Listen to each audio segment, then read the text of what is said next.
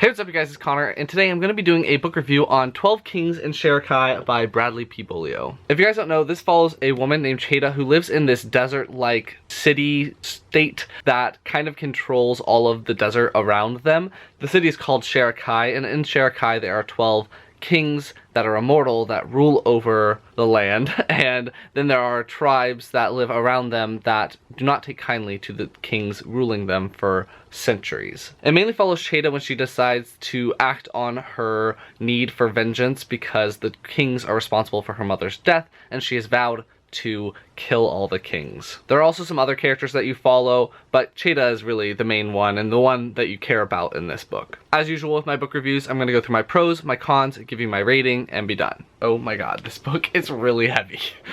That's a con. My first pro for this book is just the world itself. The world is so rich and incredibly well thought out. I loved learning about the 12 different tribes and the way that this city, Sharakhai, came to be from the 12 tribes, and why the 12 tribes don't like Sharakhai anymore, and the political tensions between the elite in Sharakhai and the lesser people as well as the people from the 12 tribes. I really liked learning about how the culture of the 12 tribes people changed as they settled into Sharakhai, and how the 12 tribes made an effort to keep their culture, and the people that live in Sharakhai let their culture grow with them and change with them. And so all those world building aspects were very well done, and I appreciated them. I also like that the author didn't just set up this one area of the world, he put in seeds for the rest of the world. There are far off kingdoms and far off places that have interactions with this kingdom city-state of Sharakhai and the 12 tribes. Oh my god, my arm hurts.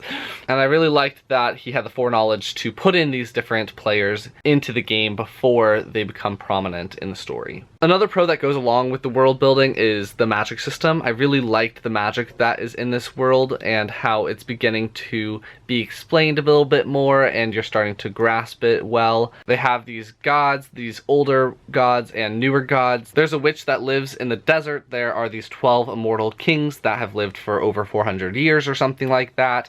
There are these trees that their thorns are poisonous and will kill you if you touch them, but if you eat their petals, they give you heightened senses and better endurance and stuff like that. There are these beings called the Asiram, which on certain nights of the calendar year end up coming into the city and killing people and taking them away. So I really liked all of those magical elements and how they are all actually connected, but you just don't know how they're connected. All of the magic was really well done, and I also think that the magic system and the world have been built in a way that it can continue to expand and continue to expand and continue to expand as the books are released. By the way, the second book comes out in a couple of weeks, so look out for that. I forgot to say in the world building part that there's also this pit environment, kind of like gladiators and everything like that, where people fight against other people and from different tribes and from different nations, and they also have different types of fights. So they have ones that are just fighting in general, which are dangerous enough and you can be killed in those, but there are ones that are to the death. And so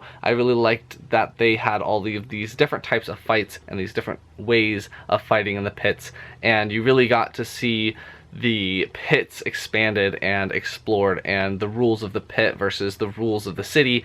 Everything about that was well done. Another pro is just going to be the plot in general. The plot really kept me going, and I had read reviews where people thought that this was very slow moving and quite boring, but I did not find that to be the case. I read this fairly quickly. I was reading other stuff at the same time, so it took me a little bit longer, but I was definitely engrossed in the plot of this book, and I think that the plot itself started off very narrow. It started off with just Cheta and her vengeance on the kings and her working towards that goal, but as the story goes along, the plot expands to more characters and to more characters and to more characters, and so it's a very gradual entry into the epic fantasy world. I thought that that was very conducive to getting involved into the story, because you care about Cheta, and because you care about Cheta, you care about Emer, and if you care about Emer, you care about these other characters and all of this other stuff, and everything starts to weave together. So the plot was definitely a pro for me, and I didn't find it boring at all. Also, I just learned a lot of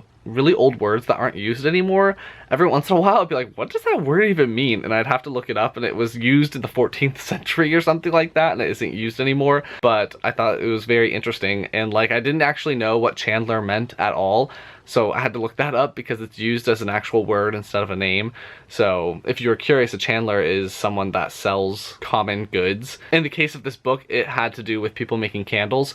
So yeah, the more you know. I also liked that this book is realistic in terms of the type of people that would live in this desert-like environment. They're all darker skinned, and so every character that is from Sharakhai and is from these 12 tribes, they're all darker skinned. I really liked that all of the main characters ended up being people of color, and in actuality, the slaves of this world and the weird ones and the people that are like, whoa, that's a unique looking person, I've never seen that before, they all ended up being white people. So that was just kind of a flip from your normal epic fantasy where it's set in a very medieval time period and they're knights and everything like that and they're all white. This was all brown with speckles of white, and the white people were slaves in the background. And my last pro that I'm going to be talking about, because this video is already too long, is that there was actually a love triangle in this.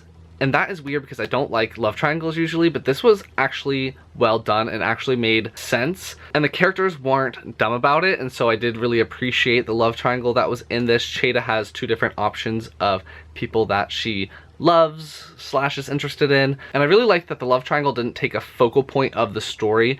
It was just kind of a side in the back thing that was kind of going on, but it didn't really matter because the characters had so many other more important things going on, and I really think that it was realistic and I believed it, and I'm curious also to see what will happen with that in the future books. I'm gonna switch hands. Now onto some of my cons. One of my cons for this, and what a lot of people end up doing with epic fantasy or with fantasy in general, is that they have prophecies. And so when they get a prophecy, everything usually comes true. And I know that a lot of prophecies, it's not what is predicted. A lot of prophecies end up being very ambiguous and you don't know exactly what it means, but this one was pretty obvious on what was going to happen, so I wasn't completely shocked by things that happened. And also when the plot would turn into different directions, you automatically knew what it would be like 4 steps down the line because of the way that the atmosphere was in the book and the way that the characters were thinking and everything like that. So I didn't find it the most unpredictable book I've ever read. Not that that was a huge con for me or anything, but I did tend to guess what was in store for all the characters. And my only other con that I had was that certain characters were just way more interesting than others.